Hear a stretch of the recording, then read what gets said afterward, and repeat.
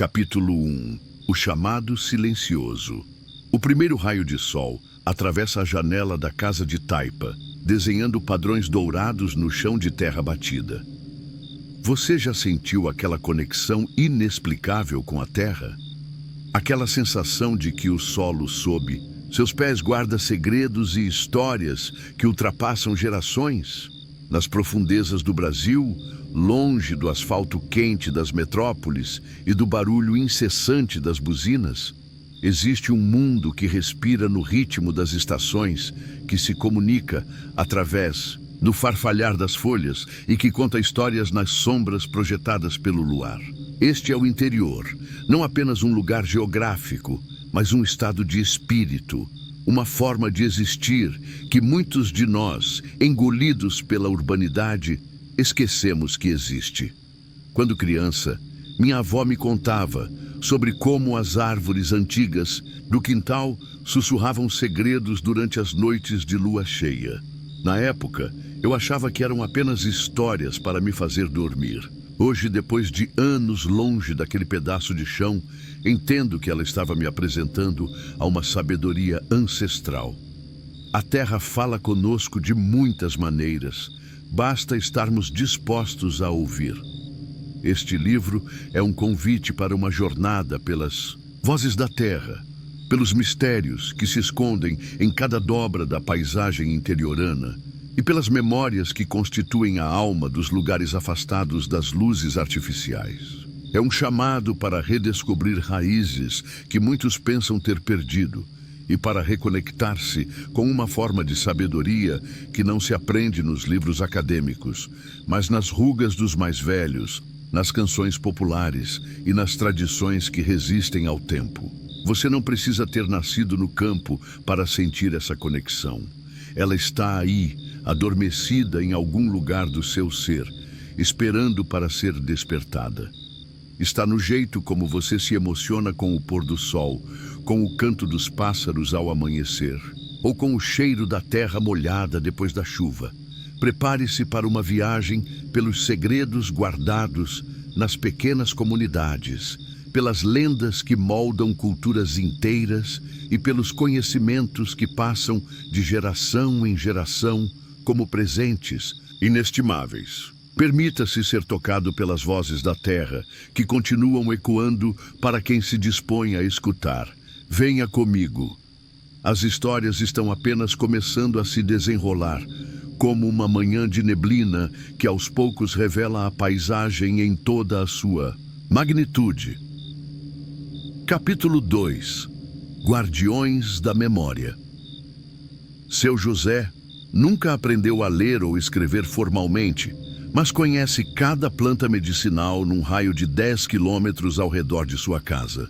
Dona Maria nunca pisou numa universidade, mas sabe prever tempestades, observando o comportamento dos animais e a posição das nuvens.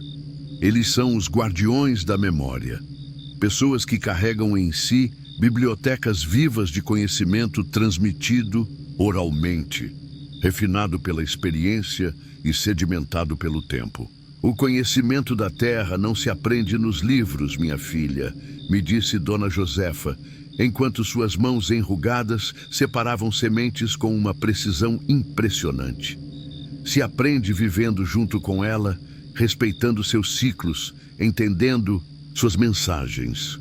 No interior, os idosos ocupam um lugar de honra nas comunidades. São consultados, respeitados, ouvidos. Cada ruga em seus rostos representa não apenas o passar do tempo, mas lições aprendidas, desafios superados, conhecimentos adquiridos. Eles são baús de sabedoria, esperando para serem abertos. Você já parou para conversar verdadeiramente com um ancião da sua família ou comunidade? Não apenas aquela conversa rápida e superficial, mas uma conversa genuína, onde você se abre para realmente escutar. Experimente. Pergunte sobre os tempos antigos, sobre tradições que não existem, mas sobre receitas que ninguém mais faz. Observe como seus olhos brilham ao reviver memórias preciosas. Nas pequenas cidades do interior, os idosos são oráculos de conhecimento prático. Sabem quando plantar pela posição da lua, quando colher pelo tom das folhas, como preservar alimentos sem refrigeração, como construir usando os materiais disponíveis localmente. São engenheiros sem diploma, médicos sem jaleco, meteorologistas sem satélites.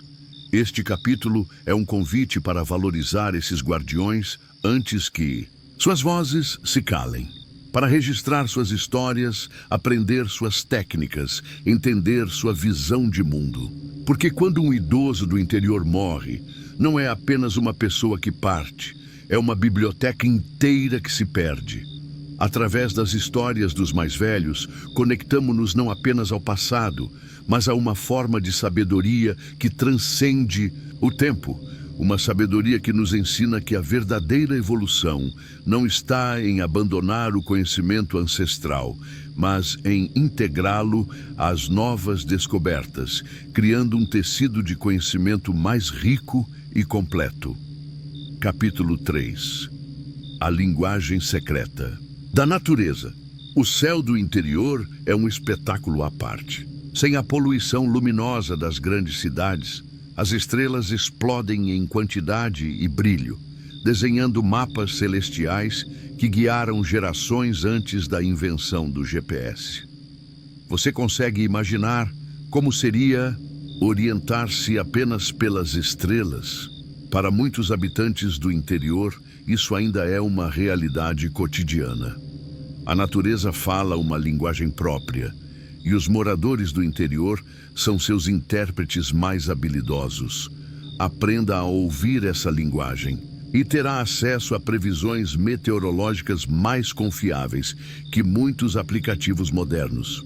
Quando as formigas fazem fila carregando comida para o formigueiro, é sinal de chuva chegando, me ensinou seu Antônio, enquanto observávamos juntos o movimento frenético dos pequenos insetos. 2 dias depois, uma tempestade desabou sobre a região, confirmando a previsão.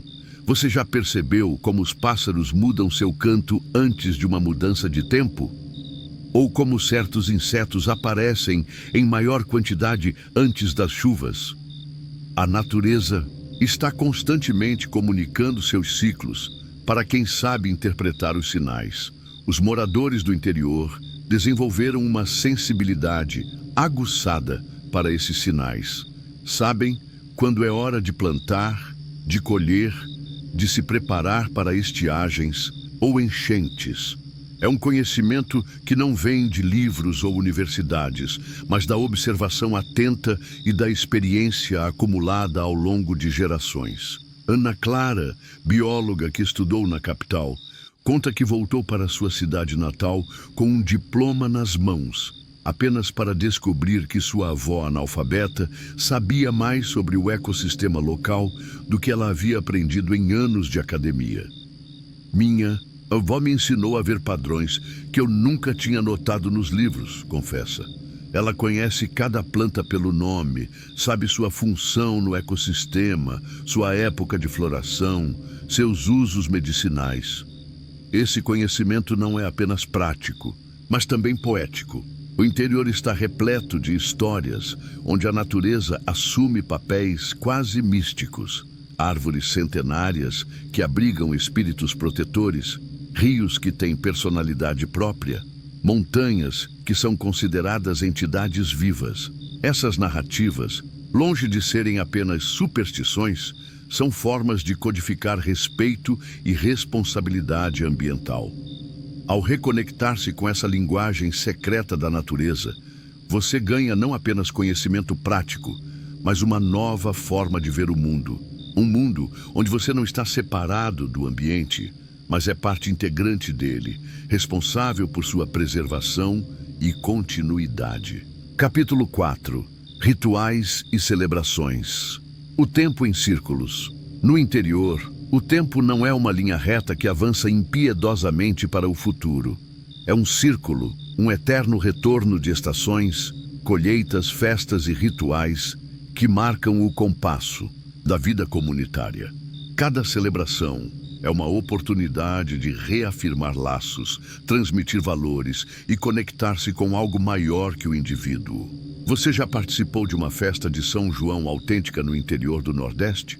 Ou de uma folia de reis no interior de Minas Gerais? Nestas celebrações, o sagrado e o profano se misturam numa dança harmoniosa que celebra não apenas a fé, mas a própria vida em comunidade. A festa não é só diversão, explica Dona Sebastiana, organizadora da Festa do Divino em sua pequena cidade há mais de 3 décadas. É um momento de agradecer pelas bênçãos recebidas, de compartilhar com quem tem menos, de lembrar quem veio antes de nós. É quando a comunidade se reconhece como uma família maior. As festas do interior seguem o ritmo das estações e dos ciclos agrícolas. Há celebrações para o plantio, para a colheita, para agradecer pelas chuvas ou para pedir o fim das secas. Cada uma tem seus pratos típicos, suas músicas, suas danças, seus ritos específicos que foram aperfeiçoados ao longo de gerações. Participei uma vez da festa da colheita numa pequena comunidade rural. A abundância de alimentos na mesa comunitária contrastava com a simplicidade das casas. Aqui ninguém passa fome enquanto o vizinho tem comida na mesa, me explicou um morador. A celebração não era apenas um agradecimento pela colheita bem-sucedida, mas uma reafirmação do compromisso de cuidado mútuo que mantém a comunidade unida. Os rituais do interior não se limitam às grandes festas. Estão presentes no dia a dia, nas pequenas tradições que marcam o cotidiano. O café da tarde compartilhado com vizinhos, o terço rezado em família, as rodas de viola nas noites de lua cheia, as histórias contadas ao redor da fogueira. Essas celebrações e rituais têm um poder transformador. Eles nos lembram que somos parte de algo maior, que nossos problemas individuais são momentâneos diante da continuidade da vida comunitária. Nos ensinam a valorizar o que realmente importa, os laços humanos, a conexão com a terra, a gratidão pelo simples fato de existir. Da próxima vez que você participar de uma festa tradicional, não se limite a observar como um turista. Mergulhe, participe, sinta-se parte. Deixe-se transformar por essa experiência de tempo circular onde passado, presente e futuro se encontram e se renovam continuamente. Capítulo 5. Sabores que contam histórias. Os aromas que emanam das cozinhas do interior são muito mais que convites para refeições. São portais para memórias afetivas, para histórias familiares, para tradições que resistem ao tempo. Cada prato tradicional carrega em si um pedaço da alma do lugar, ingredientes que falam da geografia, do clima, da história e da criatividade de um povo. Você já sentiu aquele cheiro característico de pão caseiro assando no forno a lenha? Ou o aroma inconfundível de um feijão cozinhando lentamente na panela de barro? Esses cheiros são capazes de transportar instantaneamente para tempos e lugares guardados no fundo da memória. A comida é nossa identidade mais profunda, me disse Dona Carmen enquanto amassava um bolo de milho verde usando a mesma gamela de madeira que herdou de sua avó. Quando faço uma receita ancestral, não estou apenas cozinhando, estou mantendo viva a presença dos que vieram antes de mim. Na casa de fazenda onde fiquei hospedada para escrever parte deste livro, presenciei o ritual diário de preparação das refeições. Nada era desperdiçado, tudo tinha seu propósito. As cascas de legumes viravam adubo para a horta, os restos de comida alimentavam os animais. A cozinha funcionava num ciclo perfeito, em harmonia com a natureza ao redor. O que mais me impressionou foi como cada prato contava uma história. O doce de leite preparado lentamente no tacho de cobre era uma ode à paciência, virtude essencial. No interior, o queijo feito artesanalmente falava da relação respeitosa com os animais que forneciam o leite. A pamonha de milho verde celebrava o ciclo das colheitas e a abundância da terra generosa. As receitas do interior raramente são escritas. São transmitidas pelo fazer junto, pela observação atenta, pelo aprendizado prático. A medida é o olho, me explicou seu Francisco ao preparar uma cachaça de alambique premiada. Você precisa sentir o ponto certo, e isso nenhum livro pode ensinar. Há uma sabedoria ancestral nessa culinária que vai além do sabor. É uma forma de medicina preventiva, de aproveitamento integral dos alimentos, de adaptação criativa aos recursos disponíveis. Por exemplo, as frutas do cerrado, ricas em vitaminas e antioxidantes, são transformadas em doces e licores que não apenas preservam seus nutrientes, como permitem seu consumo fora da época de safra. Experimente resgatar uma receita de família daquelas que sua avó fazia e que corre o risco de se perder. Cozinhe-a com calma, respeitando o tempo dos ingredientes, observando as transformações, sentindo os aromas. Mais que um prato, você estará preparando um pedaço da sua própria história, um legado que merece ser preservado e transmitido. Capítulo 6. Os mistérios sussurrados ao anoitecer. O entardecer no interior traz consigo um fenômeno quase mágico. À medida que as luzes artificiais rareiam e o céu se tinge de tons alaranjados e púrpuras, as vozes humanas diminuem e outros sons ganham proeminência. É a hora das histórias, dos causos, das lendas que povoam o imaginário interiorano e moldam sua relação com o desconhecido. Sentados na varanda de uma casa de fazenda, observando os vagalumes começarem sua dança luminosa, você ouvirá histórias que desafiam a lógica moderna, mas que fazem todo sentido naquele ambiente onde as fronteiras entre o natural e o sobrenatural parecem mais tênues. A mata tem seus mistérios e seus guardiões, me contou seu Benedito, com a seriedade de quem compartilha uma verdade fundamental.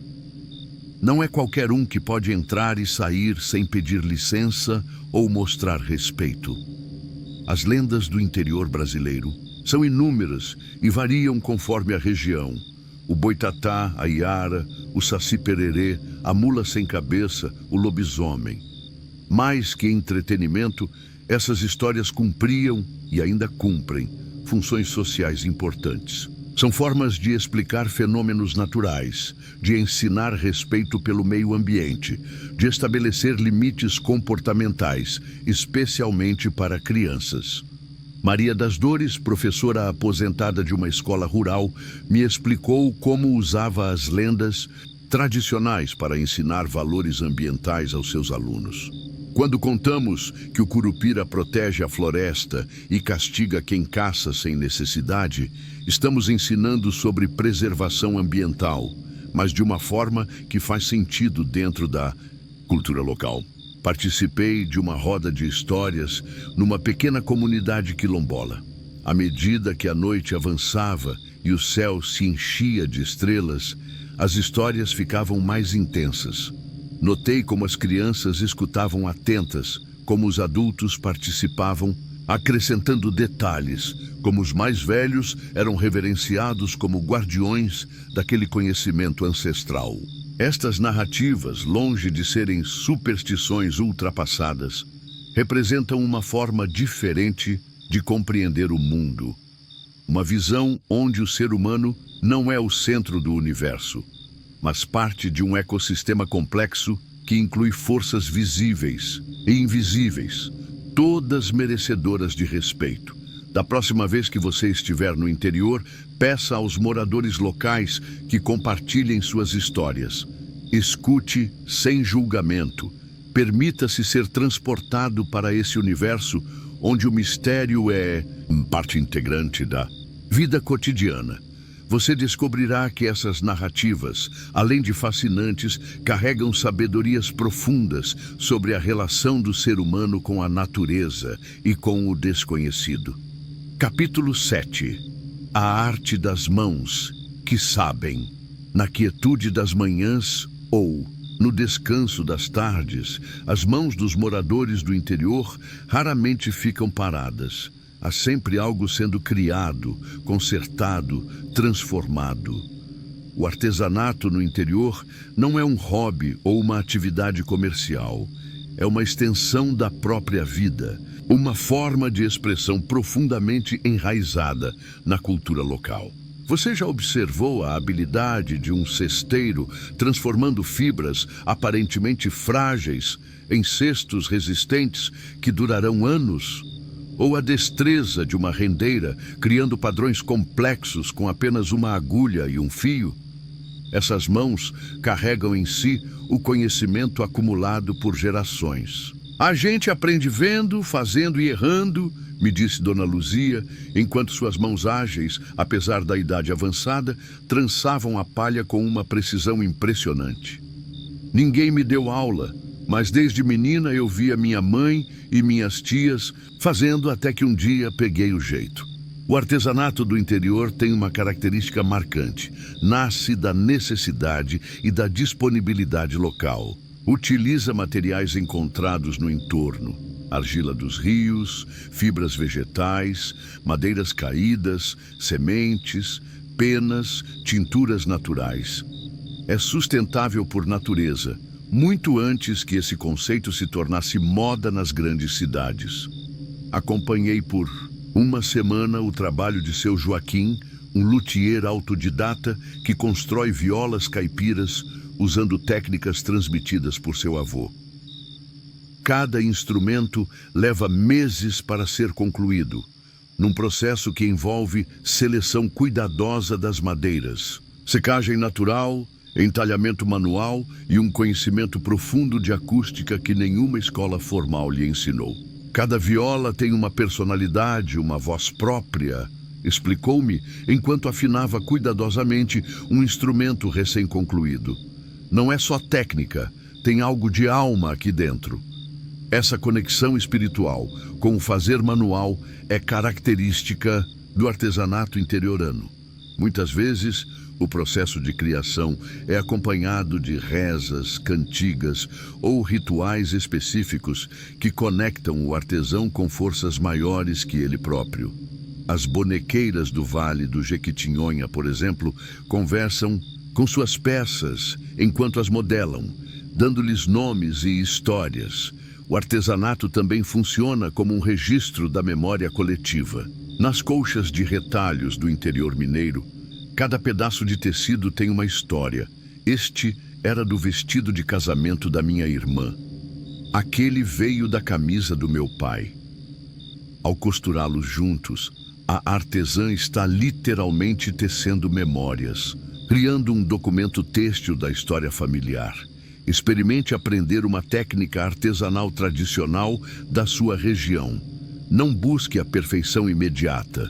Permita-se o erro e o aprendizado gradual.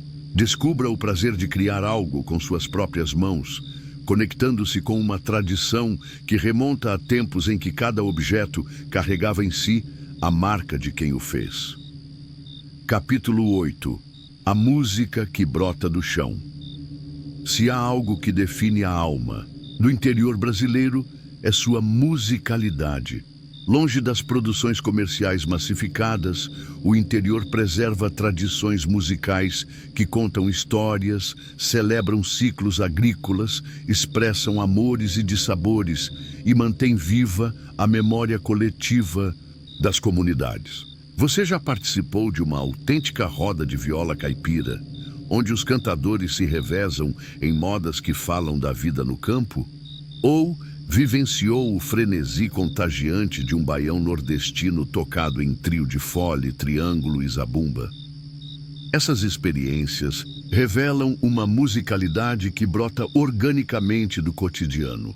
A música aqui não é coisa separada da vida, explicou-me seu Geraldo, violeiro respeitado no sertão mineiro. A gente canta o que vive, o que planta, o que colhe, o que ama, o que perde.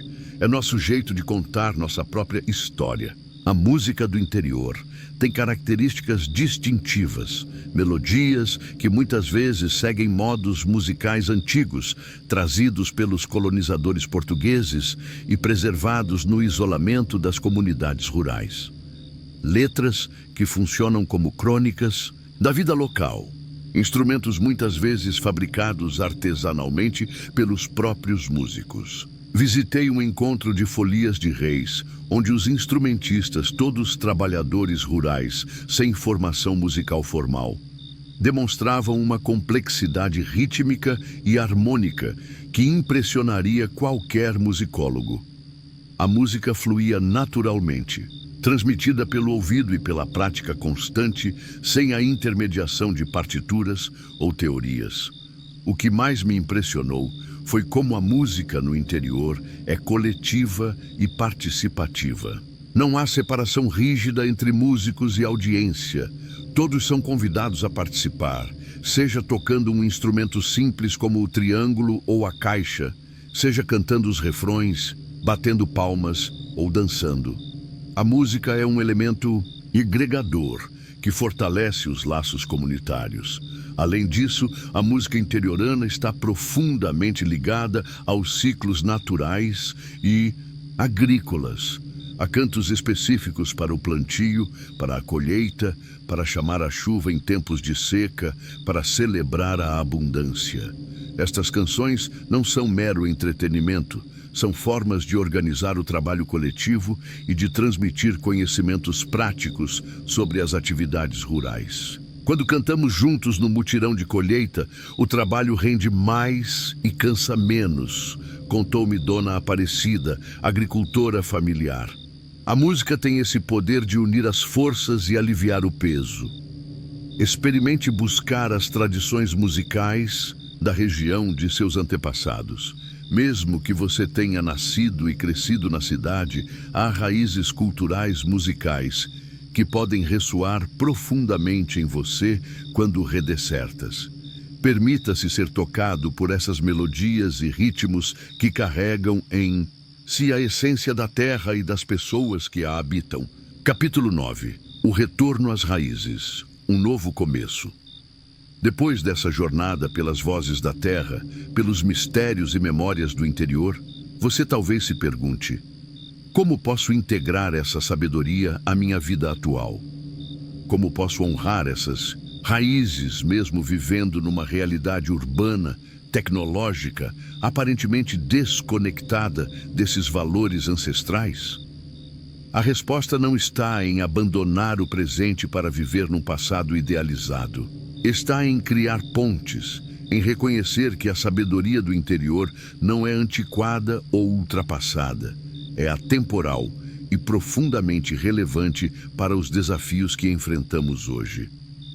Achei que precisava escolher entre o mundo moderno e minhas raízes. Confessou-me Clara, uma jovem engenheira que retornou à pequena cidade natal, depois de anos na capital. Hoje entendo que posso construir uma vida que honre ambos, que use a tecnologia para preservar e disseminar o conhecimento tradicional, que integre o melhor dos dois mundos. A reconexão com as raízes pode começar com pequenos gestos, cultivar algumas ervas medicinais na varanda do apartamento, aprender e praticar uma receita tradicional da sua família, documentar as histórias dos mais velhos antes que se percam, participar de festas populares, não como espectador, mas como participante ativo, integrar ritmos de descanso naturais na sua rotina agitada. Em minhas andanças pelo interior, conheci muitas comunidades que estão encontrando formas criativas de preservar suas tradições enquanto se adaptam aos novos tempos. Jovens que criam canais no YouTube para ensinar técnicas artesanais antigas. Agricultores familiares que usam aplicativos para vender diretamente aos consumidores urbanos. Escolas rurais que integram o conhecimento tradicional ao currículo formal. Essas iniciativas mostram que o caminho não é rejeitar o novo nem abandonar o antigo, mas criar um diálogo fértil entre diferentes formas de conhecimento e de estar no mundo. O interior tem muito a ensinar sobre sustentabilidade, resiliência, cooperação, conexão com os ciclos naturais, valores essenciais para enfrentarmos os desafios globais contemporâneos. Lembro-me das palavras de seu Manuel, agricultor de 85 anos que conheci numa feira de sementes crioulas. A terra está sempre falando com a gente. Ela conta sua história, avisa dos perigos, mostra os caminhos. O problema é que muita gente esqueceu como escutar. Este livro foi um convite para reaprender a escutar. Escutar as vozes da terra, os sussurros do vento, as histórias dos mais velhos, os ensinamentos codificados nas tradições populares, para reconhecer que, independentemente de onde vivemos, atualmente todos temos raízes que nos conectam a essa sabedoria ancestral. A jornada não termina aqui, na verdade, está apenas começando.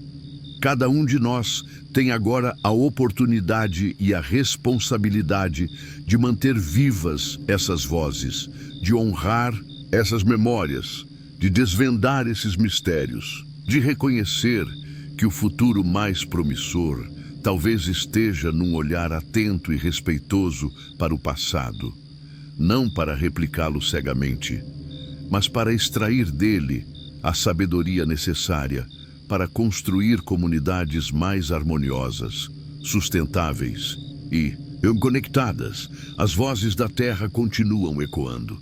Agora cabe a você decidir. Você vai parar para escutar. Fim da narrativa.